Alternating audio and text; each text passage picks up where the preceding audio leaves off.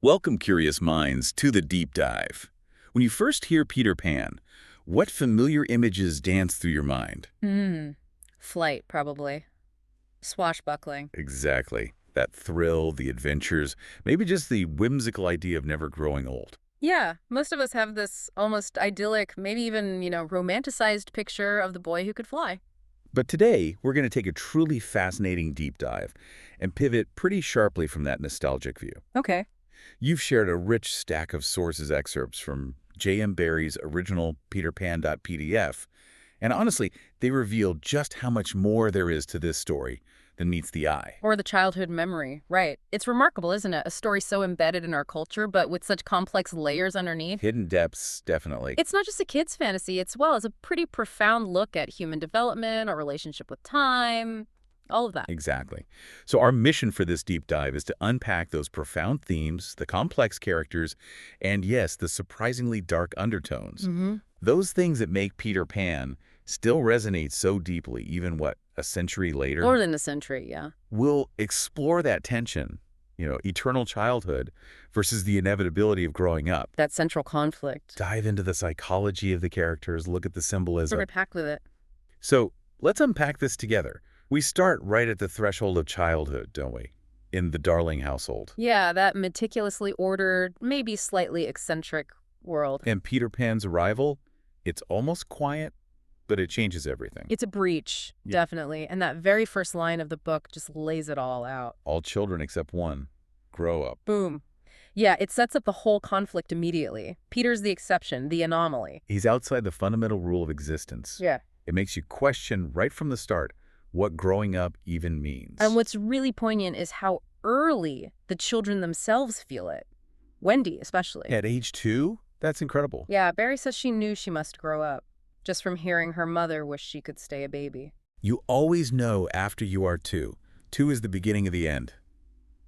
That line is heavy. It is. It's not just about getting taller, is it? It's this deep psychological shift, an awareness of time passing, of things changing. Impermanence, yeah. Even toddlers apparently get it on some level, like a secret knowledge. Mm-hmm. And the parents, the darlings, they're such a fascinating reflection of adulthood's complexities, almost satirical. Mrs. Darling with her romantic mind. Yeah, described like those tiny boxes, one within the other, that come from the puzzling East. So layered. Suggesting hidden depths, maybe unfulfilled desires. And that kiss. The kiss Wendy could never get from her sweet, mocking mouth. It's such an elusive symbol, isn't it? What is it representing? Unattainable affection. Emotional distance. He could be all of those things. It adds this layer of wistfulness to the home, that feeling that even in love, there can be gaps. A part of the parent that remains just out of reach. Exactly. She embodies that idealized warmth, but maybe it's ultimately inaccessible in its entirety. That specific kiss, it speaks volumes about the limits of connection. And then there's Mr. Darling. Yeah. He's almost the opposite, isn't he? All surface anxiety. Well, completely. Obsessed with finances, stocks up and shares down, calculating the cost of babies. And that desperate need to be exactly like his neighbors. Yes, that paints such a picture of societal pressure, the need for appearances. This insecurity, especially about Nana. The dog nurse, he sees her as what? Unconventional? Oh, yeah. Embarrassing? Probably. But then when the kids disappear, he completely changes. Well, he has his mea culpa, that whole sitting in the kennel thing. It's so dramatic. But it feels human, underneath the bluster. It does. It raises that question. Is he just a caricature of adult anxiety, or is there something more sympathetic there? A man out of his depth? The source calls his kennel penance magnificent, but also quixotic. He becomes humble. It's a fascinating duality. Barry skewers his flaws, his vanity, but then gives him these moments of clumsy, genuine feeling. He cares so much about what the neighbors think, yet he endures public humiliation in that kennel. It's a profound symbol of remorse, isn't it? Trying to regain control. Absolutely. A very human, if absurd, moment of reckoning. And Nana. We have to talk about Nana. The canine caregiver. A truly remarkable character. A prim Newfoundland dog, hired because they were poor, but still needed to keep up appearances. Exactly like his neighbors, but she's so much more than that. Her intelligence, her tidiness, her devotion, she always thought children important. Which contrasts so sharply with Mr. Darling's dismissal. It all comes of having a dog for a nurse. She represents this instinctual, unconditional care, More reliable, maybe, than the humans. She really is the stable core of that household, taking Michael's pinafore off, putting on the fresh one for visitors. It shows real dedication. Yeah, she senses danger, barking long before Peter shows up. Yeah, she's more than a pet. She's a protector. Fiercely loyal, breaking her chain to get them home. She's pure intuitive love. Often more the heart of the home than the parents. Definitely. And that ordered home, especially Mrs. Darling's nightly ritual. Tidying the children's minds. Yeah. Such a beautiful, magical image. Sorting their thoughts like drawers, finding good things, bad things. It's this attempt to impose order, security, protect their innocence. But it also shows how fragile that order is. Because Peter is already there, isn't he, in their minds? Yeah, Mrs. Darling finds the name Peter scrawled everywhere, especially Wendy's mind. Bolder letters, oddly cocky appearance. So he's not just an intruder from outside, he's already an idea inside them. The call of the wild within their thoughts. Adventure, freedom, resistance to tidying. Precisely. He embodies that, and his first actual appearance just confirms it. Dropping into the nursery. Clad in skeleton leaves and the juices that ooze out of trees. So primal. Connected to nature, wildness, and having all his first teeth. That detail always strikes me. It screams unchanging childhood. And the instant he sees Mrs. Darling as grown up, he gnashed the little pearls at her. A visceral reaction, that immediate aversion to adulthood. The clash begins right there. So from the Darling structured world, we get swept off to Neverland. Which isn't really a place on a map, is it? It's psychological. Absolutely. The text makes that clear. The Neverlands vary a good deal. John says flamingos, Michael says lagoons over flamingos, Wendy's is a house of leaves. It's unique to each child, a manifestation of their inner world, their dreams, their desires, fluid, personal. And the map itself is confusing. First day at school, religion, fathers, another map showing through. It symbolizes that chaotic, unbound imagination of a child where everyday life and wild fantasy just merge. Nothing will stand still. It highlights the impermanence, maybe, even in a place meant to preserve childhood. Yeah, logic is pretty flexible there, and that idea that the island is looking for them. Ooh, that's a bit chilling, because the island was out looking for them. It suggests Neverland isn't just passive, it's an active force, pulling kids towards escapism. Like a magnet. Or maybe something more. Predatory. Drawing them away from growing up. It's a powerful personification of fantasy itself, seeking inhabitants. And flight, the ultimate symbol of Neverland, right? Freedom, imagination. Pure possibility. And it requires happy thoughts, that direct link between belief and magic. It's a state of mind, not just physics. But even that freedom has a shadow side. Peter's guidance is so careless. He just said anything that came into his head for directions. And his awful amusement when Michael almost falls. Because he's sleepy, It shows a shocking lack of concern. He's interested in his cleverness, the text says, not the saving of human life. That's quite damning. It really underscores the darker side of Peter. Yeah. His detachment. And then the loss of flight later on.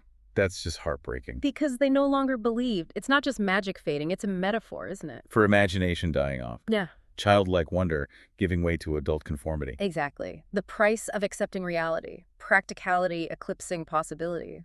Which brings us squarely to Peter Pan himself, the embodiment of eternal boyhood. With all its light and shadow, his whole motivation is in that declaration. I don't want ever to be a man. I want always to be a little boy and to have fun. He ran away the day he was born, heard his parents planning his future. It's a foundational rejection of adulthood. Responsibility, expectations, mortality, all of it. But that refusal comes with flaws. Big ones, like his cockiness. Oh, the conceit. Barry hammers that point home. Cocky appearance, never was a cockier boy. Peter crowing, how clever I am. It's almost irritating. Especially to Hook. But the narrator calls it one of his most fascinating qualities. Which is interesting. What fascinating? Because it's so unapologetic, unburdened by self-doubt. Maybe. A kind of innocence, however twisted. He just is. And the forgetfulness. Yeah. The emotional detachment, that's crucial. And tragic, really. He forgot it so completely. Forgets Wendy sometimes. I'm Wendy, she has to remind him. And mothers are very overrated persons. He gets nettled by adult concepts. Short attention span, emotionally transient. It's deeply troubling for anyone who cares about him. Because he can't form lasting bonds. He lives entirely in the now. No past, no future. Yeah, exactly. Which leads to the darker side of that innocence. Right. It's not just naive, it can be. Chilling. His enjoyment of danger, his disregard for others' safety, waiting till the last moment to save Michael. And that bit about killing grown-ups by breathing fast, every time you breathe, a grown-up dies, that's properly disturbing. It shows that his eternal childhood lacks empathy, lacks responsibility, lacks a moral compass that comes with maturity. When he says, I'm youth, I'm joy, I'm a little bird that has broken out of the egg. He's describing this pure, unrestrained state. But is it pure freedom or a tragic inability to connect and evolve? That's the question, isn't it? Yeah. And it's a really important point for listeners. This isn't just simple innocence. No, Keter's innocence is almost amoral, unburdened by consequences or others' feelings. He's not evil, just undeveloped, a What? force of nature. Untamed, self-centered youth. Barry doesn't shy away from that. Not at all. And then there's Tinkerbell. Intense jealousy, but also surprising fragility. Born from a baby's first laugh. And dying if a child stops believing. It anchors fairies directly to human belief. They're so fragile, symbolically tied to that fleeting childhood wonder. Their existence literally depends on us. And her personality is huge for someone so small. Exquisitely gowned, but a bit. Slightly inclined to embonpoint, yeah. Communicates and tinkles only some kids hear. But dominated by fury and passion. Especially hatred for Wendy. The fierce hatred of a very woman. Calls Wendy an ugly girl, Peter a silly ass. She's volatile. Yet, she drinks the poison for Peter. Despite everything, that unshakable loyalty, a complicated possessive love maybe, but deep. Her self-sacrifice and then Peter's call for kids to clap. It highlights the power of belief again. And devotion. Even from such a contradictory character, it shows love, jealousy, heroism, cruelty can all exist together even in Neverland. Raw, unfiltered. Okay, let's shift focus a bit to motherhood and family within Neverland. Wendy's role is central here. And her embrace of it is almost immediate, isn't it? Peter knows just how to appeal to her. That cunning promise, you could tuck us in, darn our clothes, make pockets. He knows exactly what a motherly person does. It shows his calculation, but also Wendy's readiness for that nurturing role. Maybe societal expectations playing a part? Yeah. Or just her nature? Could be both. The transition is incredibly fast. The Lost Boys instantly call her mother. And she accepts. I feel that is exactly what I am. No hesitation. She sets up house immediately. Rules, stories like Cinderella, sewing, darning. Bringing order to the chaos. And trying to keep the old life alive, too. With those examination papers for John and Michael, trying to make them remember their real parents, she's the keeper of memory. But it's a burden, isn't it? Whole weeks when she was never above ground. That image is powerful. Domesticity grounding her, literally. And that line. I'm sure I sometimes think that spinsters are to be envied. A flicker of weariness. But she embraces the role with love and pride. So is it natural inclination or societal programming? Probably a mix. Barry shows her leaning into it, but also the labor involved. She's the anchor. Providing stability, warmth, civilization in the wild. And Peter is the total opposite. Visceral resistance to parental roles. He despised all mothers except Wendy. Thinks they're very overrated persons. Because he has to remain a child. And when Wendy asks his feelings, Those of a devoted son, Wendy. Just blunt. And his relief when the boys aren't their children. shows his complete refusal, or maybe inability to accept adult relationships. He can't see love beyond caregiving. And he doesn't even understand paternity. John says Peter didn't even know how a father does till I showed him. His amusement at ordering babies. It's playful, but highlights his immaturity. He wants the benefits of a mother, none of the responsibility. That emotional stuntedness is key. It prevents real connection, real growth. And the Lost Boys, they're caught in the middle. They want a mother, but for practical reasons. Comfort, stories, tucking in, basic needs. But their loyalty is, well, fleeting, strikingly so.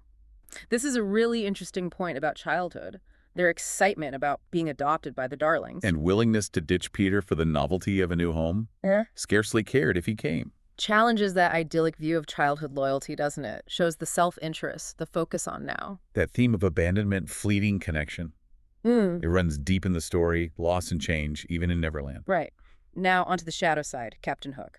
Ah, Hook. So much more than just a villain. Complex. Tragic, almost. Defined by that obsession with time. The crocodile. The tick, tick, tick. Swallowed his hand in a clock. A constant reminder of passing time, mortality. The crocodile is fate, death, inevitably coming for him. Smee says it. Someday the clock will run down, and then he'll get you. And Hook confirms it. Aye, that's the fear that haunts me. Existential dread personified. And the hook itself, Yeah. replacing his right hand, the hand of power. Yet he takes this weird pride in it. For combing the hair and other homely uses, scorns his real hand, a twisted acceptance of his disfigurement. But the real depth comes from his obsession with good form. Yes. And his public school background. Not his true name. Hints of lost privilege. His fanatical adherence to etiquette, decorum. It's a desperate cling to lost status, a profound self-consciousness. Absolutely. Contrasting sharply with Peter's untamed nature, Hook's internal struggles. Is it quite good form to be distinguished? And not being able to claw Smee because it's bad form. It's crippling. He makes his villainy psychological. He's tormented by these internal codes Peter just ignores. It's brilliant social commentary, too. On that performative upper class thing. And this obsession makes Peter unbearable to him. Exactly. It was Peter's cockiness that goaded the pirate captain to frenzy. Peter's effortless freedom is an affront. Hook feels like a lion in a cage into which his sparrow had come. It's the classic shadow self. Peter is everything Hook lost. Joy, freedom from self-consciousness, youth, everything Hook can't reclaim. And yet, even Hook wants a mother. That moment where he thinks about kidnapping Wendy to make her our mother, it's startlingly vulnerable. Shows a shared human need for nurture, connecting him to the Lost Boys. Unexpected. So their conflict isn't just good versus evil. It's innocence versus experience. Peter's playful cruelty. Tricking Hook by imitating his voice, making him yell, "A codfish." Peter enjoys the game, defines himself as youth, joy, a little bird. He's using animal cunning, unaware of the torment he's causing. And that moment with the bite. The unfairness. Hook bites Peter, and it's the unfairness that dazes Peter, makes him helpless, but only for a moment. Because, as the narrator says, no one ever gets over the first unfairness. No one except Peter. He often met it, but he always forgot it. I suppose that was the real difference. That's crucial. His innocence, his joy, is maintained by forgetting negative experiences. But it stops him growing, feeling deeply. It's his mechanism for arrested development, and it leads to that famous line. To die will be an awfully big adventure. Total defiance of mortality. Death is the ultimate game, explains his recklessness. No fear of the future. So the final showdown. It's a clash of philosophies. Peter's superb swordsmanship, instinctive, versus Hook's brilliancy, calculated. Hook wants to see Peter show bad form before dying, to corrupt him. And when Peter offers Hook his sword back, Hook sees it as the pinnacle of good form, which just infuriates him more. Hook's tiny triumph is believing Peter showed bad form by kicking him into the crock, an ironic win for his obsession. It perfectly sums them up. The tormented adult bound by rules and the primal child free of consequence. A philosophical battle. Okay, after Hook's defeat, the return home, complex reintegration. And Mr. Darling's penance becomes very real, living in the kennel. On all fours and crawled into the kennel. Public remorse for mistreating Nana. It's magnificent but quixotic, a peculiar but earnest transformation, a noble sense of justice, Barry says. And Mrs. Darling's unwavering hope, leaving the window open. Always, always. Eternal maternal love, contrasting with Peter's story of his own mother forgetting him. Her disbelief when they return, thinking it's a dream. So poignant. The line between hope and reality blurring. But Peter remains cynical, tries to stop them going back. Pretends the window is barred. His wrath against grown-ups, spoiling everything. And his cold calculation, let them go, keep Tink for himself, still utterly selfish, no grasp of family. And the Lost Boys.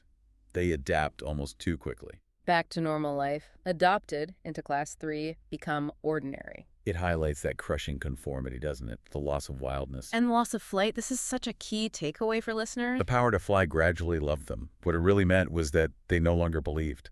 The ultimate cost of growing up.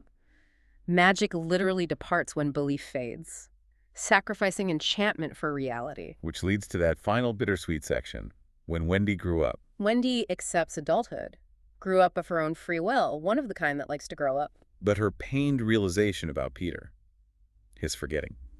Tinkerbell the past year. The past year was but as yesterday to Peter. Underscores his timelessness, his lack of development. He's outside time. And that pain of forgetting affects Wendy, too.